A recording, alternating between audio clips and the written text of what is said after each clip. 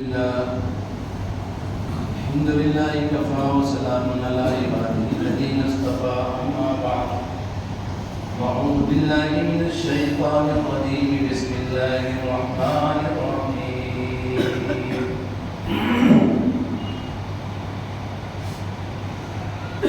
يا أيها الذين آمنوا اتقوا الله حق تقاته ولا تموتن إلا وأنتم مسلمون وقال النبي صلى الله تعالى عليه وسلم المسلم من سلم المسلمون من لسانه ويده كما قال عليه الصلاة والسلام وقال النبي صلى الله تعالى عليه وسلم لا يؤمن أحدكم حتى يكون هواه تبعا لما جئت به أو كما قال عليه الصلاة والسلام وقال النبي صلى الله تعالى عليه وسلم من صمت نجا أو كما قال عليه الصلاة والسلام صدق الله مولانا العظيم وصدق رسوله النبي الكريم ونحن على ذلك من الشاهدين والشاكرين والحمد لله رب العالمين. درود شریف پڑھیے اللهم صل على سيدنا حبيبنا وشفيعنا ونبينا مولانا محمد وعلى وسلم صلاة دائمة ابدا على حبيبك خير الخلق. میرے بھائیو بزرگوں اور دوستوں، اللہ جل جلالہ و منوالہ کا بے انتہا کرم و احسان ہے کہ اسے ہمیں اور آپ کو اپنی مبارک بارگاہ میں حاضری کی توفیق عنایت فرمائے. میں نے آپ حضرات کے سامنے قرآن حکیم کی ایک آیت کریمہ اور اللہ کے پیارے نبی حضرت محمد صلی اللہ علیہ وسلم کے چند ارشادات نقل کیے ہیں. دعا فرمائے اللہ تبارک و تعالیٰ ان مبارک ارشادات کی روشنی میں بنا چیز سے کچھ ایسی باتیں کہلا دے جو میرے لیے بھی فائدہ مند ثابت ہو اور آپ حضرات کے لیے بھی فائدہ مند ثابت ہو. اللہ تعالیٰ ہم سب کو کہنے اور سننے سے زیادہ عمل کرنے کی توفیق نصیب. اللہ تعالیٰ نے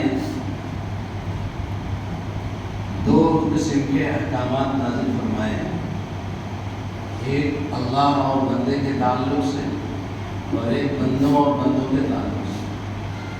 ان دونوں تعلقات کے صحیح کرنے کا نام اسلام ہے. بندے کے اور اللہ کے درمیان کیا رشتہ ہونا چاہیے وہ صحیح ہو جائے، جسے عبادات کا معاملہ کہتے ہیں، عبادات کا باب اس سے متعلق ہے. اور بندوں کا بندوں سے تعلق صحیح ہو جائے، اس کے لیے کئی شعبے ہیں، معاشرت ہیں، معاملات ہیں، اخلاق ہیں.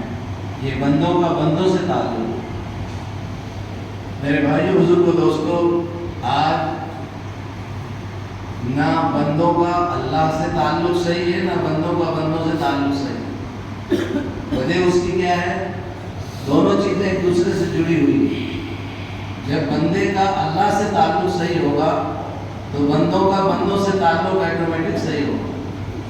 بندوں کے بیچ میں تعلقات جو سازگار نہیں ہوتے تو اس کی وجہ یہ ہوتی ہے کہ بندے کا تعلق اس حیثیت کا جو ہونا چاہیے اللہ سے ویسا نہیں.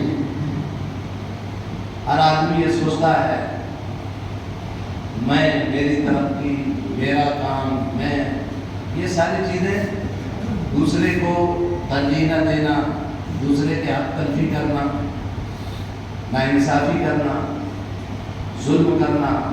ظلم و ناانصافی جس گھر میں ہو یا جس ملک میں ہو یا جس گاؤں میں ہو، جب انصاف نہیں ہوتا تو پھر بغاوتیں پیدا ہوتی ہیں، تعلقات میں بگاڑ پیدا ہوتا ہے. اس لیے ہر ذمہ دار کو تنبیہ کی گئی ہے کہ ہر ذمہ دار قیامت کے دن مسئول ہوگا. اللہ کے یہاں سے پوچھا جائے کلکم راع و کلکم مسئول عن رعیتہ. تم میں سے ہر شخص اپنے گھر کا یا اپنے محلے کا یا اپنے فیکٹری کا، اپنے مدرسے کا، اپنے مسجد کا ذمہ دار ہے. اس سے قیامت کے دن اس کی ذمہ داری کے بارے میں سوال ہوگا. ایک ذمہ دار گھر کا ہوتا ہے، اللہ تعالیٰ نے اس کو ذمہ داری دیتا ہے، اس کے قبضے میں سب ہوتا ہے.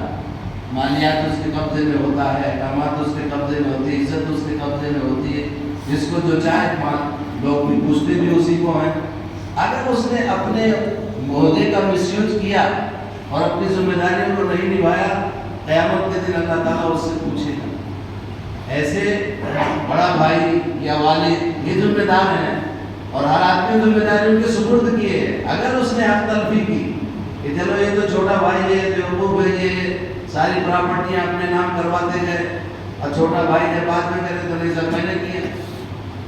باپ جو ہے سوچتا ہے بیٹے سے زیادہ تعلق ہے تو سب اس کے نام پہ کر دیا، یا اس کو زیادہ دے دیا، کسی کو کم کر دیا۔ ناانصافی جہاں ہوگی تو بغاوت کی چنگاری کھڑی ہو جائے، اور بغاوت کی ناانصافی کب ہوگی؟ جب اللہ سے بندے کا تعلق ٹوٹے گا۔ اس لیے میرے بھائی بزرگ دوستو، یہ تمہید تھی اس آیت کریمہ کی۔ اس آیت کریمہ میں اللہ تعالیٰ نے دونوں تعلقات کی طرف اشارہ کیا۔ یا ایھا الذین آمنوا اتقوا اللہ حق تقاتہ ولا تموتن الا وانتم مسلمون۔ اللہ تعالیٰ نے ایمان کو خطاب کر کے فرمایا کہ اے ایمان والو، اے میری ذات کو تسلیم کرنے والو، اے مجھے علیم اور خبیر سمجھنے والو، مجھے اس بات کا یقین میرے بارے میں ہے کہ میں ہر چیز کی خبر رکھتا ہوں، میں علیم ہوں، خبیر ہوں، بصیر ہوں، دیکھنے والا ہوں۔ تم تو کا اللہ سے ڈرو، اللہ کا تقوی اختیار کرو، جیسا اللہ سے تقوی اختیار کرنے کا حق ہے۔ جب یہ آیت نازل ہوئی تو صحابہ نے کہا یا رسول اللہ، ہم تو اس کی طاقت رکھتے ہی نہیں ہے، کوئی بھی جیسا حق ہے اللہ سے ڈرنے کا تو ویسا تو طاقت نہیں رکھتا۔ تو اللہ تعالیٰ کی دوسری آیت نازل ہوئی، جتنی استطاعت ہو اتنی طاقت مراد ہے، جیسا حق ہے ویسا تو اللہ سے کوئی بھی نہیں کر سکتا، لیکن مستطاع، جتنی طاقت رکھتے ہو اتنا اللہ سے ڈرو۔ دوسری آیت میں اس کے احکام کو آسان کر دیا گیا کہ میری مراد اللہ سے ڈرنے کا جیسا حق ہے، مطلب جتنی تمہاری قوت اور طاقت ہو۔ اس لیے وہ آیتیں سورہ بقرہ کی آخری آیت میں ربنا ولا تحملنا ما لا طاقت لنا بہ، ہے ہمارے پروردگار ہمیں اس بات کا مکلف نہ بنائیے کہ جس کے ہم طاقت اور سہار نہ کر سکیں۔ ما لا طاقت لنا واعف عنا واغفر لنا، ہمیں معاف فرما دیجیے، ہماری بخشش فرما دیجیے۔ یہ اللہ سبحانہ و تعالیٰ نے اس لیے شریعت مطہرہ میں جتنی استطاعت اور طاقت ہے اتنا ہی ڈرنے کا حکم۔ تو حق تقاتہ سے مراد یہ ہے کہ آپ کے بس میں جتنا ہے اتنا ڈرنے کی آپ کوشش کیجیے، اللہ تعالیٰ باقی کام کو آسان کر دے۔ لیکن ہم اپنی استطاعت بھر کہاں ڈر رہے ہیں؟ ہماری استطاعت ہے کہ ہم نماز نہ چھوڑیں، لیکن ہم نماز چھوڑ دیتے ہیں۔ ہمارے بس میں ہے نا، اذان ہو رہی ہے، ہم ہوٹل میں بیٹھے ہیں، دکان میں بیٹھے ہیں اور کاروبار میں لگے ہیں، لیکن اللہ کا منادی پکار رہے تو ہمارے بس میں ہے نا اس کو چھوڑنا۔ ہر صاحب کیا کرے، اللہ نے توفیق ہی نہیں دی، تو یہ بہانے بازی ہے۔ توفیق اللہ نے دی کہ آپ کے اللہ نے صحت سلامت کیے، پیر بھی سلامت ہے، آپ کو اللہ نے عقل دی، چلنے کی صلاحیت دی، اب تو اور زیادہ گاڑیاں بھی دے دی، اللہ نے 2 منٹ میں پہنچنے کی صلاحیت بھی دے دی۔ اب ایسا بھی نہیں کہ چلتے چلتے 10 منٹ میں جماعت چھوٹ جائے۔ اس کے بعد بھی اگر اپنے گھروں میں آپ نماز پڑھیں، اس کے باوجود بھی اپنے دکانوں میں آپ بیٹھے رہیں اور بعد میں ٹال مٹول کر کے نماز پڑھیں، وہ بھی آپ جو ہے جیسا اللہ سے ڈرنے کا حق ہے، یعنی جتنی استطاعت آپ کو اللہ نے دی ہے اس میں بھی آپ قتل ویوت کریں۔ تو اللہ کے بندوں کے حقوق جب پامال ہوتے ہیں تو پھر بندوں کے حقوق بھی پامال ہوتے ہیں۔ اسی لیے اللہ تعالیٰ نے اس آیت کریمہ کے اندر فرمایا جیسا اللہ سے ڈرنے کا حق ہے ویسا۔ وَلَا تَمُوتُنَّ إِلَّا وَأَنْتُمْ مُسْلِمُونَ، اور تم ہرگز نہ مرنا۔ قرآن کا عنوان ہے تم ہرگز نہ مرنا۔ مرنا کسی کے بس میں تو ہے نہیں، کیا ہمارے بس میں ہے کہ ہم ابھی مر جائیں؟ ابھی زبردستی مرنے کا حکم بھی نہیں ہے، کسی کے اختیار میں مرنا نہیں ہے۔ اللہ کی طرف سے موت آتی ہے تو مرتا ہے، لیکن اللہ یہاں حکم دے رہا تم ہرگز نہ مرنا۔ تو مطلب یہ ہے کہ تمہیں جب موت کا وقت متعین نہیں ہے، تمہارے بس میں نہیں ہے، مگر اس حال میں کہ تم کامل مسلمان ہو۔ تو معلوم یہ ہوا، اس انداز سے اللہ نے سمجھایا کہ زندگی کا ایک لمحہ بھی تمہارے بس میں نہیں ہے، تو اس کا مطلب یہ نکلا کہ زندگی کا ایک لمحہ بھی غفلت کے ساتھ نہیں گزرنا چاہیے۔ زندگی کا ایک لمحہ بھی وَلَا تَمُوتُنَّ إِلَّا وَأَنْتُمْ مُسْلِمُونَ، تم ہرگز نہ مرو مگر اس حال میں کہ تم مسلمان ہو، یعنی اسلام کامل پر تمہاری موت آنی چاہیے۔ تم زندگی کے جس شعبے میں ہو وہاں مسلمان ہو، تاجر ہو تو تاجر مسلمان تاجر ہو، ملازم ہو تو مسلمان ملازم ہو، تم جس سفر میں ہے تو مسافر مسلم مسافر۔ مسلم کے معنی ہے کہ مسلمان ایک ذات برادری، مسلم کے معنی ہے ہم اللہ کا فرما بردار بننا۔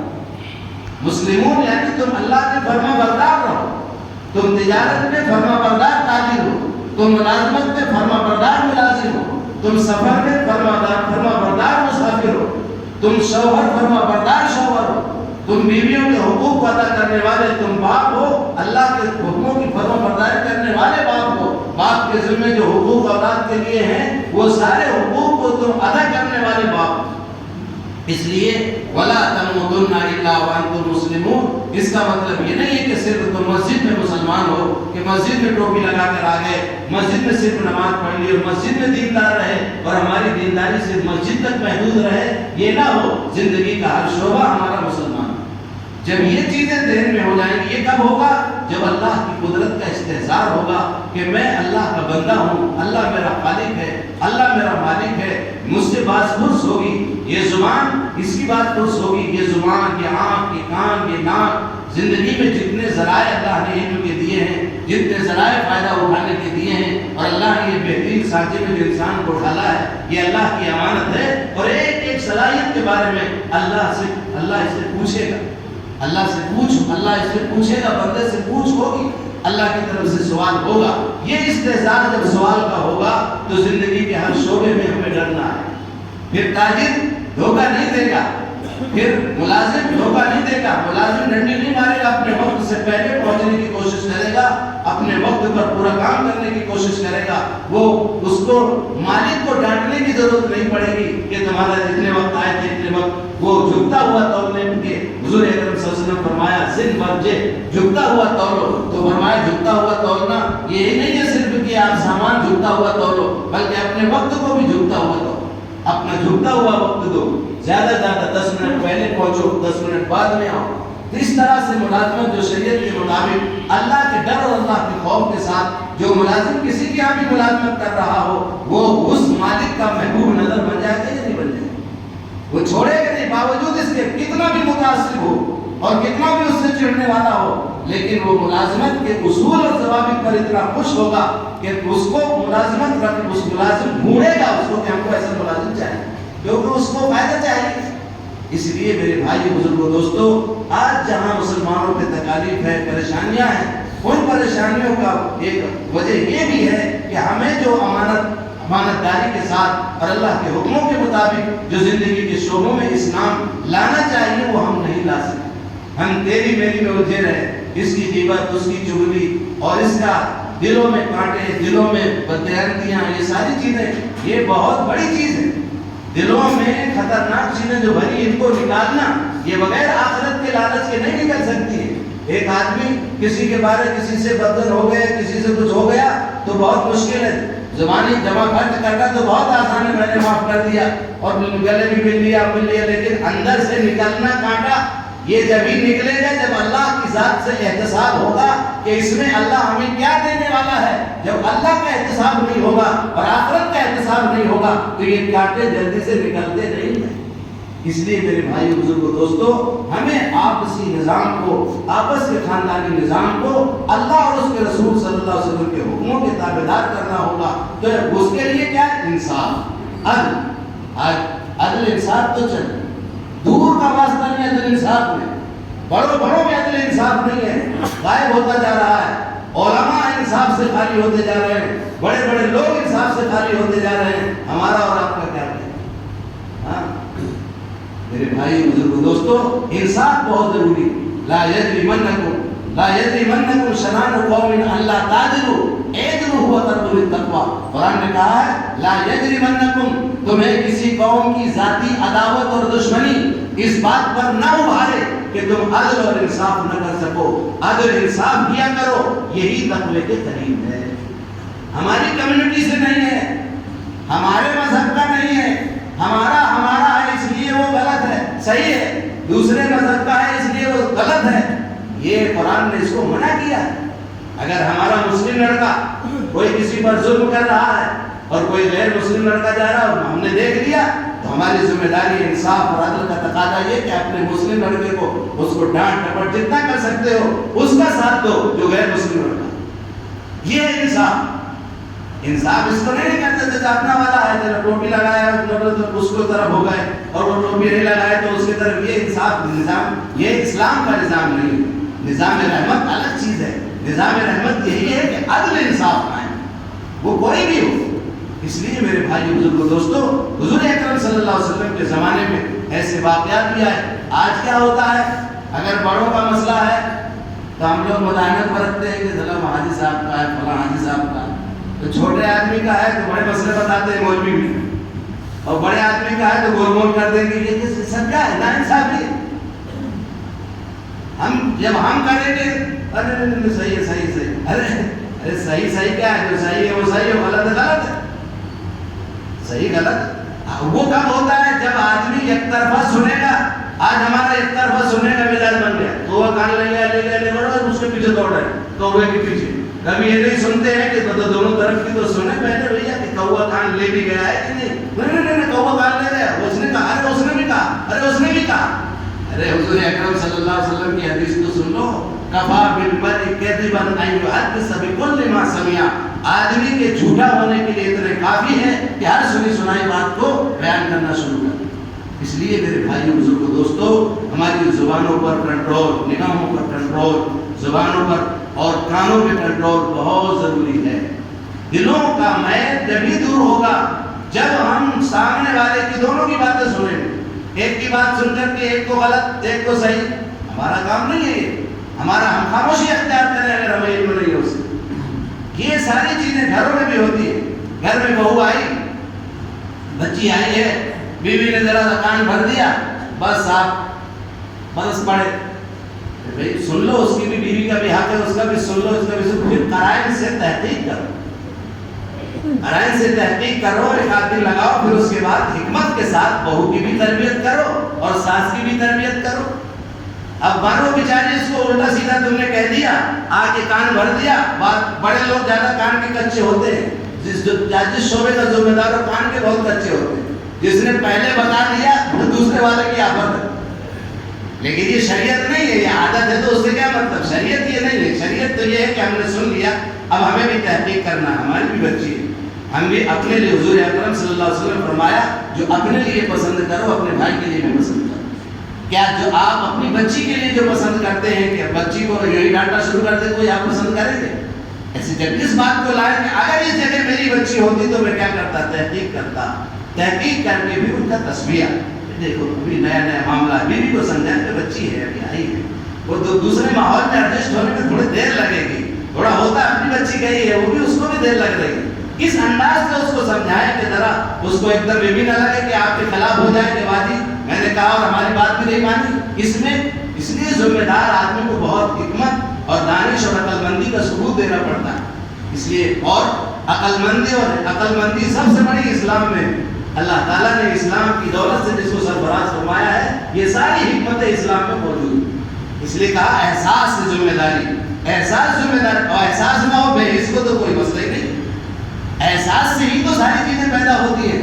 اگر آپ کو کسی کا حق دینے کا احساس نہ ہو، عمرے پہ عمرے کرتے رہیں گے، آپ حق نہ دیں گے. اتنے عمرے کر لیے میں نے تو 20 عمرے ہو گئے ماشاءاللہ حضرت، اور اتنے حج ہو گئے، اور بیچارے کا بہن کا 5 لاکھ کا نہیں دے رہا ہے، 50 لاکھ کا حج کرا ہے کئی مرتبہ، اور اس کو 5 لاکھ اس کو دینے کی توفیق نہیں ہوئی.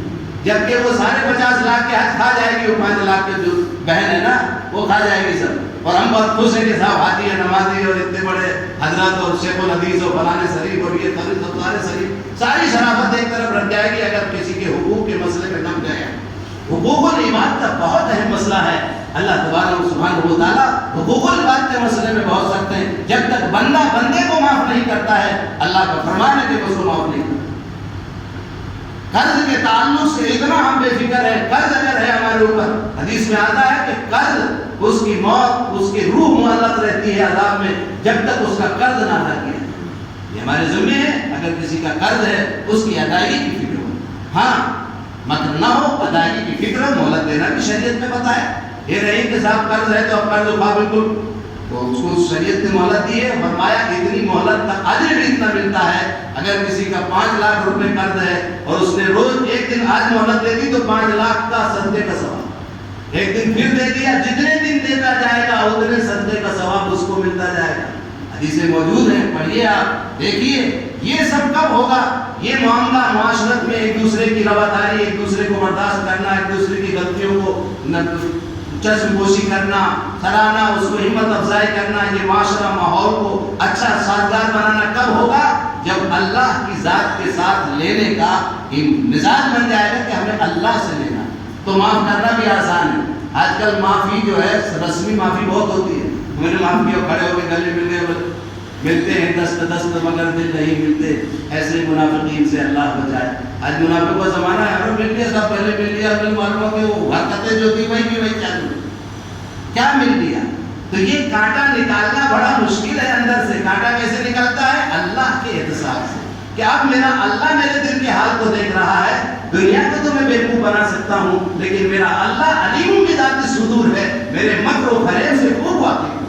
ان تمام چیزوں کا استحضار ہوگا تو دلوں کے تمام جالے صاف ہو جائیں گے، ورنہ میرے بھائیوں بزرگوں دوستوں، ایک دفعہ گٹھان پڑ جاتی ہے تو چھوٹنا بڑا مشکل ہوتا ہے۔ اس گٹھان کو چھڑانے کے لیے شریعت مطہرہ ہے، اور وہ اللہ کا ڈر، اللہ کا تقویٰ، اور اللہ کا خوف اور آخرت کا احتساب۔ اس لیے اس آیت کریمہ کے اندر اللہ تعالیٰ نے بڑے اچھے پیرا میں فرمایا ہے، یا ایھا الذین آمنوا اتقوا اللہ حق تقاته، اے ایمان والو، میرے بندو، ڈرتے تو ہو مجھ سے جبھی تو مسجد میں آئے، ڈرتے نہ ہوتے تو مسجد میں کیوں آتے، ڈرتے نہ ہوتے تو نماز کیوں پڑھتے، لیکن تھوڑا سا دائرہ اور بڑھاؤ، حق تقاته، جیسا اللہ سے ڈرنے کا حق ہے، جتنی طاقت رکھتے ہو پوری طاقت لگا دو اللہ سے ڈرنے میں، پھر اللہ تعالیٰ تمہارے راستے کو آسان کر دے گا۔ اللہ نے یہ بھی وعدہ کیا قرآن میں، وَمَن يَتَّقِ اللَّهَ يَجْعَل لَّهُ مَخْرَجًا وَيَرْزُقْهُ مِنْ حَيْثُ لَا يَحْتَسِبُ، فرمایا جو اللہ کا تقویٰ اختیار کرتا ہے، وَمَن يَتَّقِ اللَّهَ يَجْعَل لَّهُ مَخْرَجًا، اللہ کا تقویٰ اختیار کر کے تو دیکھو، اگر آپ کے ذمہ کوئی حقوق ہے اس کو ادائیگی کی آپ نیت کر کے دیکھو، اللہ راستے نکالے گا۔ وَمَن يَتَّقِ اللَّهَ يَجْعَل لَّهُ مَخْرَجًا وَيَرْزُقْهُ مِنْ حَيْثُ لَا يَحْتَسِبُ، اور ایسی جگہ سے اللہ روزی دے گا جہاں سے تمہیں وہم و گمان نہیں۔ آج معاملہ ہوتا ہے تو ہم دوسرے کو نیچے دکھانے کے لیے اپنی چند زبانی سے اس کو جو ہے نیچے دکھاتے ہیں، لیکن اللہ کا استحضار ہوگا تو اپنی غلطی اکثر نہیں، مجھ سے بھی غلطی ہوگی، وہ سامنے والے کی غلطی، اس کی غلطی، اس کی غلطی، سامنے والے کو پورا غلط ثابت کر دیتا ہے۔ کیوں؟ یہ اللہ کا ڈر نہیں ہے اس کے اندر۔ اور ایک آدمی ڈرتا ہے کہ پھر جھوٹا ہو جائے کہیں، تو لوگ سوچتے ہیں کہ یار تو بول نہیں پا رہا، وہ زیادہ بول رہا ہے، تو جو زیادہ بولنے والے کو صحیح سمجھ جاتے ہیں، جو زیادہ تیزی سے بولتا ہے تو نہیں یہ معاملہ ہے، یہ دھیرے کیوں بول رہے ہیں، اس کا مطلب گڑبڑ ہے۔ دھیرے کوئی شرافت کی وجہ سے بھی بولتا ہے، دھیرے کوئی بولتا ہے کہ غلط نہ ہو جائے، کہیں بالکل سیدھا نہ ہو جائے تو لڑکھڑاتی ہے زبان جھوٹ بولنے میں، تو اس کو آج کل سمجھا جاتا ہے کہ غلط ہے، اور جو بے سڑک بے دھڑاک جھوٹ بولتا چلا جاتا ہے، اور سچ جھوٹ کو بھی اس کے اسپیڈ میں بولتا ہے کہ آدمی سچ بھی نہ بولتا ہے، کہنے نہیں آدمی بڑھیا ہے یار، کھرا آدمی ہے اسی لیے بولتا ہے۔ ایسا نہیں، کوئی ضروری نہیں ہر بولتا ہوا کھرا آدمی نہیں ہوتا ہے، کبھی کبھی بولنے کی پریکٹس بھی ہو جاتی ہے آدمی۔ اس لیے میرے بھائیوں، جب تک معاملہ نہ ہو کسی کے ساتھ، معاملات نہ ہو، اسی میں ایک صحابی حضور اکرم صلی اللہ علیہ وسلم کی خدمت میں حضرت عمر رضی اللہ تعالیٰ کے سامنے واقعہ پیش آیا۔ ایک صحابی کی تعریف تو بہت اچھا، حضرت عمر نے فرمایا کہ یہ بہت اچھے آدمی ہے، تم نے کیسے کہا؟ کہنے لگے اس لیے کہ یہ نماز پڑھتا ہے، دیندار ہے۔ کہنے لگے یہ صرف معیار نہیں ہے، حضرت عمر رضی اللہ عنہ فرمایا یہ معیار نہیں، آپ نے اس کے ساتھ سفر کیا کبھی؟ کہ نہیں۔ اس کے ساتھ کوئی معاملہ کیا آپ نے؟ کہنا نہیں کیا۔ فرمایا جب تک معاملات نہ کیا ہو، اس کے ساتھ سفر نہ کیا ہو، کبھی پڑوس میں رہا ہے آپ کے، تین چیزیں میں آدمی کا سب کھل جاتا ہے کچا چٹا۔ ایک پڑوسی کے سامنے سب کھل جاتا ہے، سمجھے آپ؟ پڑوسی کے سامنے، پڑوس میں رہنے والے پڑوسی سب جانتے ہیں ایک دوسرے کے بارے میں کون کتنے پانی میں۔ اسی طرح سفر میں سفر کا ساتھی فوراً پتہ چل جاتا ہے کہ سفر میں اس کے اندر بردباری کتنی ہے، کہ 10-10 روپے میں لڑ جاتا ہے کہ بردباری، سمجھ رہے ہیں آپ؟ اس لیے جو ہے اللہ سبحانہ و تعالیٰ نے ہمیں جو یہ موقع دیا ہے اپنی زندگی کے سنوارنے کا، اور بہت سی چیزیں ہیں، اخلاق کی بہت سی چیزیں ہیں جو نبی کریم صلی اللہ علیہ وسلم نے ہمیں اور آپ کو سکھائی ہیں، ان تمام چیزوں کو اپنے معاملات کو شریعت کے مطابق درست کریں۔ اپنے گھروں میں گھر کی تعلیم کے ذریعے سے اپنے گھروں میں اپنے بچوں کو یہ سمجھائیں، بچیوں کو، بہوؤں کو، سب کو ایک ساتھ گھر کی تعلیم میں بیٹھا کر کے یہ معاملات کو بھی سمجھائیں دین کے لیے، کہ دیکھو اللہ سے لینے کا یقین پیدا کرو، اللہ کی ذات سے ہونے کا یقین پیدا کرو، اللہ نے جس کو جو دیا ہے وہ اللہ کی مرضی سے سے اللہ اپنی مرضی سے دیتا ہے، کسی کے اختیار میں نہیں ہے، اس لیے حسد نہ کرو۔ حاسد کو کبھی جو ہے ترقی نہیں ہوتی، عورتوں میں حسد ہو جاتا ہے، اس کے زیور زیادہ ہو گیا، اس کے کم ہو گیا، آپس میں حسد ہونے لگتا ہے۔ بچوں کو سمجھایا جائے، بیٹا تمہارے مقدر میں اتنا ہے، اس کے لیے دعا کرو، اللہ تم کو بھی دے دے۔ رشک کر سکتا ہے کہ اس کے پاس اتنا زیور ہے، اللہ مجھے بھی دے دے، لیکن اس کے پاس کیوں ہے؟ اس کا چلا جائے، چوری ہو جائے، میرے پاس رہے یا نہ رہے، یہ حسد ہے۔ ایسی تمام برائیاں، اخلاقی برائیاں جو ہیں، یہ گھروں میں، تعلیم کے حلقے میں یہ بھی لائی جانا، اور اللہ سے لینے کا کہ اللہ سے 2 رکعت نمازوں کا اہتمام جس گھر میں ہوگا، میں گارنٹی کے ساتھ، اللہ نے فرمایا، میں کیا بولوں گا، اللہ نے فرمایا جو نمازوں کی پابندی کرے گا اللہ تعالیٰ اس کی روزی کی تنگی کو دور کر دے گا۔ وَيَقْمَ يَتَّقِ اللَّهِ، اتق اللہ میں نماز بھی تو ہے، نمازوں کا جو اہتمام، قرآن کی تلاوت کا اہتمام، اس کو اللہ تعالیٰ سکون اور راحت کی زندگی عطا فرمائے۔ اس لیے ہم اپنی زندگیوں کو جناب رسول اللہ صلی اللہ علیہ وسلم کی شریعت کے دائرے میں اپنے بچوں کی تربیت کریں، اپنی زبانوں کو کنٹرول میں رکھیں۔ زبان کے گناہ بہت سخت۔ ایک صحابی حضور کی خدمت میں آئے، اللہ کے نبی صلی اللہ علیہ وسلم کہا یا رسول اللہ مجھے نصیحت کر دیجیے۔ حضور نے فرمایا املک علیک لسانک، لمبی چوڑی تقریر نہیں، املک علیک لسانک، اپنی زبان کو کنٹرول میں رکھو، اپنی زبان پہ مالک رہو، یعنی مالک کب ہوتا ہے کہ اختیار رکھو، کہ جب قینچی کی طرح چلانا شروع کر دیا، آج آدمی کسی کا معاملہ اتنا سا معلوم، ارے سنا تو تحقیق بھی تو کر لو، اس سے سنا کیا ہے، دونوں طرف کے سنو، اس کو اتنا بدنام کر دیں، اتنا بدنام کر دیں گے کہ آدمی جو ہے، یہ ساری چیزیں ہمارا معاشرہ نہیں ہے۔ املک علیک لسانک، اپنی زبان کو آپ کنٹرول رکھو، کل قیامت میں اللہ تعالیٰ جس طرح تمہیں قدرت ہے بولنے کی، اللہ تعالیٰ کو تم پر قدرت ہے کہ اللہ تمہاری زبانوں کو شل کر دے، تمہاری زبانوں پر جو ہے اللہ تعالیٰ عائب لگا دے، تمہاری زبانوں کو اللہ تعالیٰ روک دے۔ اللہ تعالیٰ اب سے لسان پر قدرت رکھتا ہے، تمہاری زبانوں کو روکنے پر بھی قدرت ہے، جس طرح تم چلا رہے ہو ایسے تمہاری زبانوں کو روکنے پر بھی قدرت ہے۔ کسی کی آبروریزی کرنا، کسی کی بے عزتی کرنا، کسی کی عزت کو بازاروں میں اچھالنا، یہ شریعت مطہرہ نے نہیں اجازت دی ہے۔ آج ہر آدمی اس پر ہے، اللہ ہم سب کی حفاظت فرمائے۔ اس لیے میرے بھائیوں، پڑھا لکھا عام آدمی، جاہل ہو، کوئی بھی ہو، سب کے سب اس میں مبتلا ہیں۔ اللہ سے مانگنا چاہیے کہ اللہ ہمارے دلوں کی قدرتوں کو دور فرمائے، اللہ ہمارے دلوں کی معرفت کے نور سے منور فرمائے۔ یہ کب ہوگا؟ سنتوں کے روشن چراغ جب گھروں میں روشن ہوں گے تو ہمارے دل اس روشنی سے منور ہوں گے۔ کھانے میں سنت کا طریقہ، مل جل کر کے کھائیں گے، آپس میں محبتیں پیدا ہوں، مشورہ کریں گے، مشورہ کا نظام ہی ختم ہو گیا۔ ہم مشورہ سمجھتے ہیں کہ ہمارا جو تبلیغی مشورہ ہوتا ہے وہی مشورہ ہے، مشورہ اجتماع میں جو مشورہ ہوتا ہے بس اس تک مشورہ ہمارا محدود۔ مشورہ گھروں میں مشورہ، حضور اکرم صلی اللہ علیہ وسلم کو مشورے کی ضرورت نہیں تھی، آپ صلی اللہ علیہ وسلم وہی الہی براہ راست اللہ طرف سے ہدایات آ رہی تھی، آپ کو کیا ضرورت کسی کی رائے؟ دل جوئی کے لیے مشورہ تھا۔ اللہ کے نبی صلی اللہ علیہ وسلم کو کسی صحابی کی رائے کی ضرورت نہیں تھی، لیکن اللہ نے فرمایا وَشَاوِرْهُمْ فِي الْأَمْرِ، اے نبی آپ اپنے معاملے میں ان سے مشورہ کرتے رہے، اور یہ فرمایا کہ اپنے اخلاق کو ان کے لیے نرم کیجیے، اور اپنی زبان کو اپنے اور ان کو جو ہے بڑی رحمت اور محبت سے کام لیجیے۔ وَخْفِضْ جَنَاحَكَ لِلْمُؤْمِنِينَ، فرمایا اپنی بازوؤں کو بچھا دیجیے مومنین کے لیے۔ یہ ساری چیزیں ہمارے اخلاق سب نکلتے جا رہے ہیں، ہماری زبانوں میں کڑک پن ہے، ہماری زبانوں میں بدتمیزیاں ہیں، ہماری زبانوں میں کچھ ہے، ہم جو کچھ بھی بولتے ہیں، اس لیے حضور نے عملی کرنے کے ساتھ حضور اکرم صلی اللہ علیہ وسلم کے چاہنے والے صحابہ سے بڑھ کر قیامت تک کوئی محبت کرنے والا نہ پیدا ہوا ہے نہ قیامت تک پیدا ہوگا۔ اور اللہ نے فرمایا اللہ نے اپنی رحمت سے آپ کے دل کو نرم کر دیا۔ وَلَوْ كُنْتَ فَظًّا غَلِيظَ الْقَلْبِ لَانفَضُّوا مِنْ حَوْلِكَ، اگر آپ سخت دل ہوتے اور سخت زبان ہوتے تو فرمایا کہ صحابہ آپ کے ارد گرد سے بھاگ جاتے۔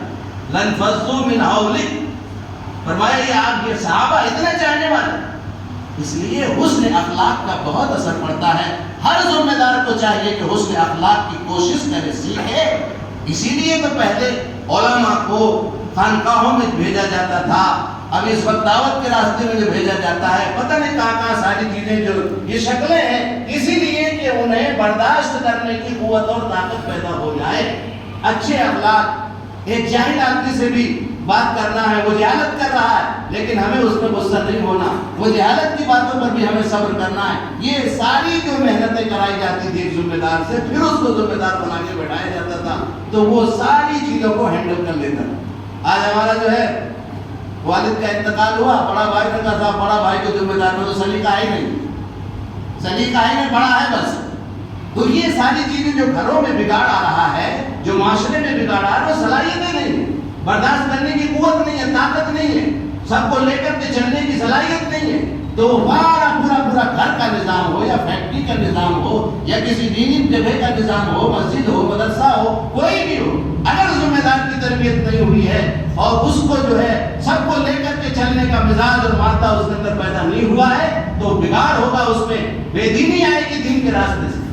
اس لیے میرے بھائیو بزرگوں دوستو، ہمیں ہر ایک تربیت کا محتاج ہے، جتنے بھی کام کرنے والے ساتھی ہیں سب تربیت کے محتاج ہیں، چاہے مدرسے کی لائن سے ہوں یا دعوت تبلیغ کے لائن سے ہوں۔ دعوت تبلیغ کے لائن سے بھی ان کی ذاتی زندگی تربیت کی مستحق، کیونکہ وہ ایک دائی بن کر کے جا رہے ہیں، ان کا ہر عمل بازار میں دیکھا جائے گا کہ یہ دائی ہے، اللہ کی طرف لوگوں کو بلانے والا ہے، اس کا غصے کے وقت غصہ دیکھا جائے گا، اس کا ماں باپ کے ساتھ سلوک دیکھا جائے گا، اس کا معاملات کے ساتھ لین دین دیکھا جائے گا، اس کے بعد آپ کی باتوں پہ اثر ہوگا۔ ایک عالم دین خطبہ دے رہے، صرف بیان نہیں سنتے آپ، میرا معاملہ بھی دیکھو گے آپ، میری بات چیت کا ڈھنگ بھی دیکھو گے، میری شادی بیاہ کے موقع پر بھی نظر رکھو گے، ساری چیزوں پر کہ مولانا دیتے تو بہت بڑی بڑی باتیں ہیں، ان کے ذاتی معاملات بھی تو دیکھ لو۔ یہ ساری چیزیں انسان دیکھتا ہے، اس لیے دائی چاہے جس شعبے سے دعوت کا کام کر رہا ہو، سارے شعبے ہمارے ہیں، اللہ سارے شعبوں کو ترقی عطا فرمائے، چاہے مدارس سے ہو، مکاتب کے لائن سے ہو یا دعوت و تبلیغ کے لائن سے ہو یا کوئی لکھنے والا کتاب مصنف ہو، اس کی زندگی میں دین اور اطمینان والا دین اور برداشت کرنے والا اخلاق نبوی والا دین اگر نہیں ہوگا تو دعوت کا پیغام مؤثر نہیں ہوگا۔ اس لیے ہم تمام لوگوں سے زیادہ ہماری اور آپ کی ذمہ داری ہے کہ اپنے اندر کے اخلاق کو صحیح کریں، اپنی زبانوں کو کنٹرول میں رکھیں، اپنی نگاہوں کو کنٹرول میں رکھیں، تو انشاءاللہ اللہ تعالیٰ ایسا خیر ہمارے ذریعے سے لائے گا کہ پورے محلے میں ایک دیندار کے ذریعے سے پورا محلہ دیندار ہو جائے گا۔ اللہ تعالیٰ ہم سب کو اپنی زبانوں کو کنٹرول کرنے کی اور اپنے دلوں کو اللہ کی معرفت کے نور سے منور کرنے کی توفیق نصیب فرمائے، اور سنتوں کے دیے اپنے گھروں میں اخلاق کے دیے روشن کرنے کی توفیق نصیب فرمائے۔ وآخر دعوانا ان الحمد للہ رب العالمین۔